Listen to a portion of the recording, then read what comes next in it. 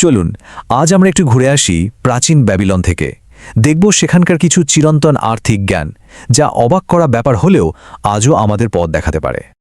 গল্পটা শুরু হচ্ছে হাজার হাজার বছর আগে।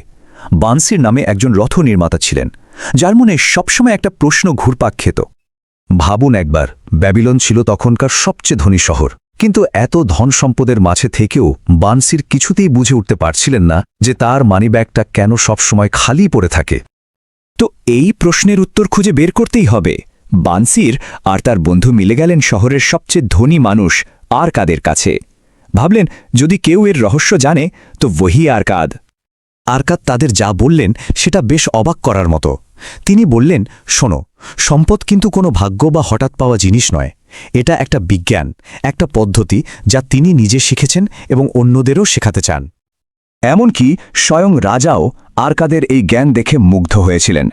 তাই রাজার অনুরোধে আরকাদ ঠিক করলেন তার খালি মানিব্যাগ ভরানোর 7টা উপায় সবাইকে শেখাবেন। আর এর শুরুটা হয়েছিল খুব সহজ কিন্তু ভীষণ শক্তিশালী একটা নিয়ম দিয়ে। তো কি সেই প্রথম নিয়ম? আর কাদের সবচেয়ে গুরুত্বপূর্ণ এবং প্রথম উপায়টা হলো, যখনই ধরুন কারো পার্সে 10টা মুদ্রা এলো, মানে আয় হিসেবে যখনই 10টা মুদ্রা পার্সে রাখা হচ্ছে, তার মধ্যে থেকে মাত্র একটা মুদ্রা, সেই একটা মুদ্রা কিন্তু অন্য কারণ নয়, ওটা নিজের জন্য রাখতে হবে। এটাই হলো মূল মন্ত্র। সবার আগে পারিশ্রমিকটা নিজেকে দিতে হবে। এই প্রথম নিয়মটা তো গেল ভিত। এরপর আরকাদের বাকি উপায়গুলোও কিন্তু এই ভিত্তির উপরেই দাঁড়িয়ে। যেমন নিজের খরচকে নিয়ন্ত্রণে আনা, মানে একটা বাজেট তৈরি করা। তারপর জমানো টাকাটাকে বুদ্ধি করে বিনিয়োগ করা, যাতে টাকা আরও টাকা আনে। 3 নম্বর হলো নিজের মূলধনকে ক্ষতির হাত থেকে বাঁচানো, মানে না বুঝে কোনো ঝুঁকিপূর্ণ ব্যবসায় না নামা। এরপর আসে নিজের একটা বাড়ি থাকা, যেটা একটা লাভজনক বিনিয়োগও বটে। ভবিষ্যতের কথা ভাবা, মানে অবসর আর পরিবারের জন্য পরিকল্পনা করা। আর সবশেষে নিজের রোজগারের ক্ষমতাকে ক্রমাগত বাড়িয়ে তোলা, মানে নতুন নতুন স্কিল শেখা, জ্ঞান বাড়ানো। এখন প্রশ্ন হলো, এই নিয়মগুলো কি আসলেই কাজ করে? আচ্ছা, এর সবচেয়ে ভালো উদাহরণ পাওয়া যায় আরকাদের নিজের ছেলে নোমাসেরের গল্পে।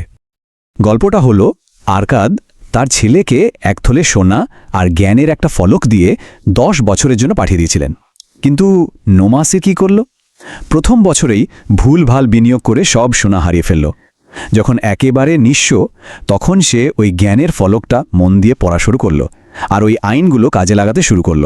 আর তার ফল, 10 বছর পর সে যখন ফিরল, তার কাছে ছিল 3টে সোনার থলে। তো কি লেখা ছিল সে জ্ঞানের ফলকে? ওগুলোই হলো সোনার 5টি আইন। প্রথম আইনটা হলো, সোনা বা সম্পদ তাদের কাছেই আসে যারা নিজেদের আয়ের অন্তত 10 ভাগ জমায়। দ্বিতীয়ত, জমানো সোনা কিন্তু বসে থাকে না, এটা তার জ্ঞানী মালিকের জন্য খেটে আরও সম্পদ তৈরি করে। তৃতীয় আইন হলো, সম্পদ তাদের কাছেই সুরক্ষিত থাকে যারা জ্ঞানীদের পরামর্শ মেনে বিনিয়োগ করে। চতুর্থ, যারা না জেনে না বুঝে কোনো ব্যবসায় টাকা ঢালে, তাদের কাছ থেকে সম্পদ দূরে চলে যায়। আর শেষটা হলো, যারা অসম্ভব লাভের আশায় সোনাকে জোর করে খাটাতে চায়, তাদের কাছ থেকে সোনা পালিয়ে যায়। মানে অতি লোভে তাঁতি নষ্ট আর কি। শুধু টাকা জমানো বা বিনিয়োগ করায় নয়, আরকাদ ভাগ্যের ব্যাপারেও একটা দারুণ কথা বলেছিলেন। তিনি শিখিয়েছিলেন যে ভাগ্য কিন্তু আকাশ থেকে পড়ে না, ভাগ্য আসলে তৈরি হয় সঠিক সময়ে সঠিক কাজটা করার মাধ্যমে। তার মানেটা কি দাঁড়ালো?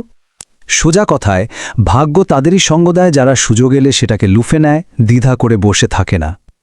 যারা বসে থাকে, সুযোগ তাদের পাশ কাটিয়ে চলে যায়। আর যারা ঝাঁপিয়ে পড়ে, তারাই সৌভাগ্যকে খুঁজে পায়। এই সব কিছুর পর আমরা বইয়ের সবচেয়ে গুরুত্বপূর্ণ শিক্ষাটার দিকে এগোচ্ছি। আর এই শিক্ষাটা পাওয়া যায় জ্ঞানী কালাবাবের একটা চমৎকার গল্প থেকে। তিনি তার সঙ্গীদের সামনে খুব সহজ কিন্তু দারুণ গভীর একটা প্রশ্ন রেখেছিলেন। প্রশ্নটা ছিল, কোনটা বেছে নেওয়া হবে, এক থলে ভর্তি সোনা নাকি একটা ফলক যেখানে সোনা অর্জন করার জ্ঞান লেখা আছে? উত্তরটা কিন্তু একদম পরিষ্কার, তাই না? আসল সম্পদ তো ওই থলের সোনাটা নয় যা খরচ করলেই শেষ। আসল সম্পদ হলো সেই জ্ঞান যা দিয়ে বারবার সোনার থলে ভর্তি করা যায়।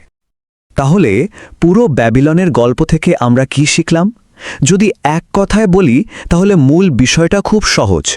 যা আয় করা হয় তার চেয়ে কম খরচ করতে হবে। নিজের সব আয়ের অন্তত 10% জমাতে হবে।